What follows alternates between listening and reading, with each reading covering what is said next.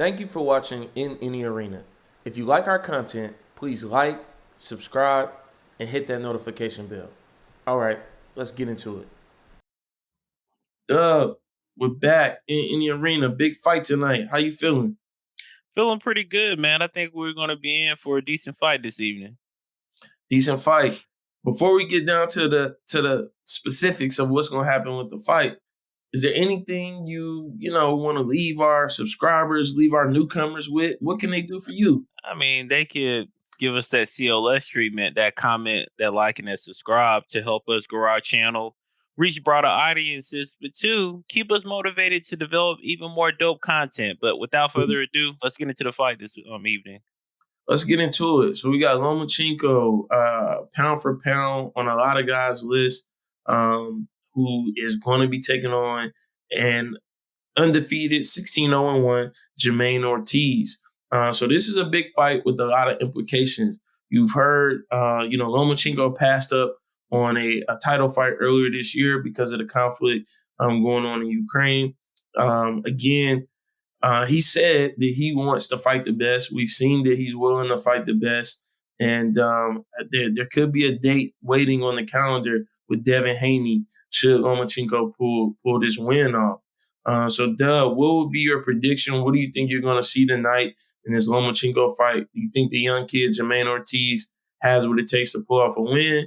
Or do you see Lomachenko handling business as he always typically does? I think Lomachenko will handle business. I think it will definitely be a great fight.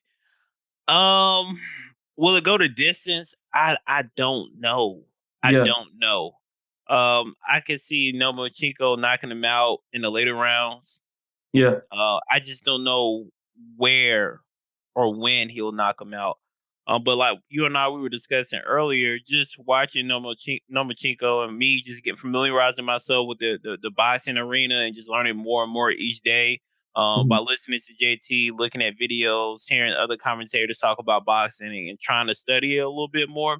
One of the things that I noticed about Nomachenko, and I could be wrong, is I think he really lacks head movement, right? And so when mhm. you're talking about boxing and lack of head movement, that can be problematic. Right. You're essentially kind of like a sitting duck if you don't have any head movement.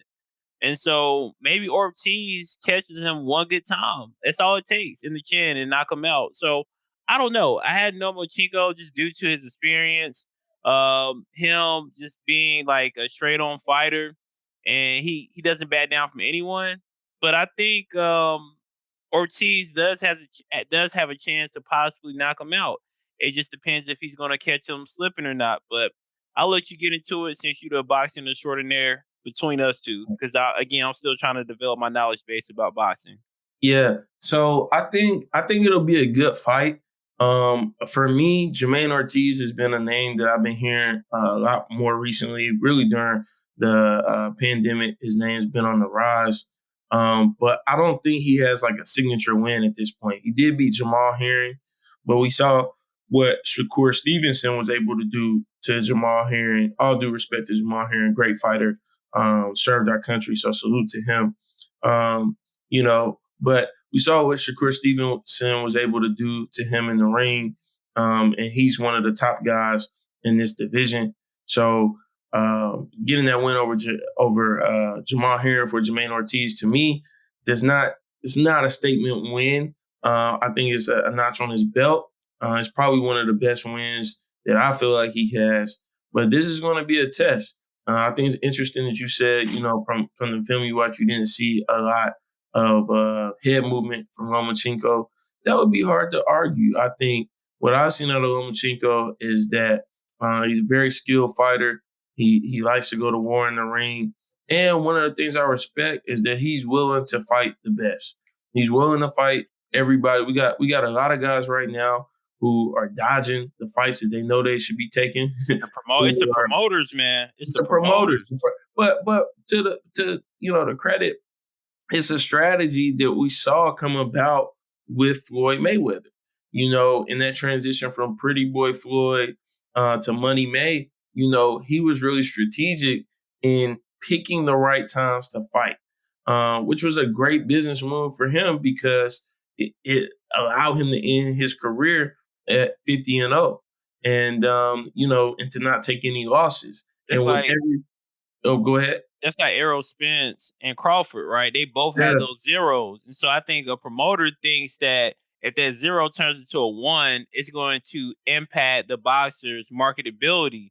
And so that's right. why I think they be pushing off fights and stuff like that almost cuts, because it's like that zero is very appealing to the viewers, but I think the viewers just want to see the best fights. And so when you look Right. at people like Jake Paul that's really advocating and saying boxers, we really don't need promoters to make the fights happen. Like we Yeah, are our own product, so we can get rid of these promoters and actually get these fights on the books that people for actually sure. want to see. And so that's For what I sure. do like about Jake Paul. He likes to take the bull by the horns and make things happen on his own. So as I told you before, I've been learning and just monitoring things in the boxing arena. And I think boxers really don't like Jake Paul because he done figured it out quicker than what they figured it out. He figured out that I can do this on my own and I don't need a promoter to make millions and millions of dollars for fights. Right. He also doesn't really fight boxers. So Absolutely not. and he has his own following that he's coming with. So he has an advantage that a lot of boxers don't have because they're strictly boxers. They're not a social media influencer. They don't have, the kind of influence that he has on their own. So he is bringing awareness to the sport. I think he has improved a lot as a boxer himself. Yes, he has. But that's one of the advantages he has. But yeah, I agree 100%. I didn't mean to derail the conversation No, about no, no, no. Lomachenko and I think Ortiz, that's but I think that's a good point because again, we wanna see these guys build their brands. We want to see the best fight, and they're not losing anything by taking the loss. Now, from the promoter standpoint, the payday is not as big when you got a guy with a loss on their record versus this guy that's undefeated, and you can argue that he's the best because he's never been beaten, and that's an argument a lot of guys have. To touch on what you said about Crawford Spence, it's like Crawford is undefeated, but a lot of people argue that he hasn't fought some of the same guys Earl Spence has fought, and he hasn't. I mean, right now we're hearing a lot of talk that Spence might fight Keith Thurman, Mr. One Time, and Keith Thurman is a former champion. He's still got a lot in the tank, and he's still very dangerous. You know what I'm saying when it comes to being a knockout puncher. So that is a great fight to make if you've got to wait for the Crawford Spence to see Spence fight Thurman. And I think that's another good test for him coming back from, his horrific injury in the car crash. I think that would be a good test, a good warm up for him coming into that next fight. But we've also heard Spence say that, it's getting hard for him to keep making welterweight. As you get older, cutting down to 147 is becoming harder. He's saying he might move up.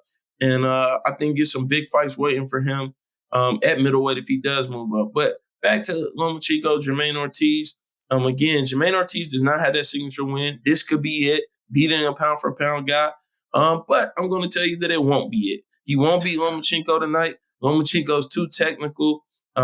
He's got the experience in the ring. He's fought some of the best, and he's on a crash collision course with Devin Haney, and that's what we're going to see next. So I got Lomachenko winning.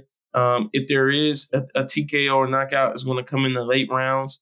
But I think Jamaine Ortiz is going to make a name for himself tonight. His name is going to grow bigger, even in this potential loss. And I think we see Lomachenko really set it up. And post fight, now all the talk is going to be about Lomachenko, Devin Haney. And so I think, Dub, you and I are going to have another video where we explore what would happen in that Lomachenko, Devin Haney fight and give our prediction there. yeah, But I got Lomachenko tonight. I got to go into the late rounds. Potential TKO, but I'm going to say it'll go the distance. Before we put a bow on this right here, speaking of warm up, this is a tune up fight. This is a Yeah. tune up fight. That's literally what it is. It's a tune up fight. It's a young undefeated fighter though, so It's a tune up fight. you never really know what could happen because we could have a situation where again Lomachenko, come in and he doesn't come in fiery, with his head on fire, and Jamaine Ortiz gets some early rounds, and again if he doesn't get the knockout or TKO, if it goes to the cards, you could have a decision, you could have a situation where again, he avoids the knockout. He gets some early rounds, and he gets a draw in this Man, fight. he about to do it Possibly. for he about to do it for Ukraine, man. That he gonna hit the mat. Ortiz hitting the mat in the later rounds, bro. Hey, I'm with you. I don't doubt it. You know what I'm saying? I like Lomachenko, and I'm ready to see Devin Haney take on one of his toughest tests in Lomachenko, and I think that's also going to set up some of the other great fights we want to see. I think we got in that lightweight division, we got a Garcia knockout waiting to happen. I think that's coming with Davis Garcia. Hopefully, we get that end of the year, top of the year. I'm waiting on that. And I really want to see, the likes of Lomachenko, Haney, Shakur Stevenson, and Tank Davis. I really want to see those guys get into the ring together, and I want to see who comes out with that 0 on their record. Shakur Stevenson is a technical fighter. He's definitely the next Floyd. So I want to definitely see him with Lomachenko. I want to see him with Devin Haney. I just want to see the best guys fight, man. So hopefully after this fight, we can line some of those up and everybody can throw their hands and give us what we want. Absolutely. For sure. But as always, man, we just giving you our thoughts, our predictions. We love this. We love talking fighting. We love talking basketball, bodybuilding, baseball, football, you name it. We're in any arena.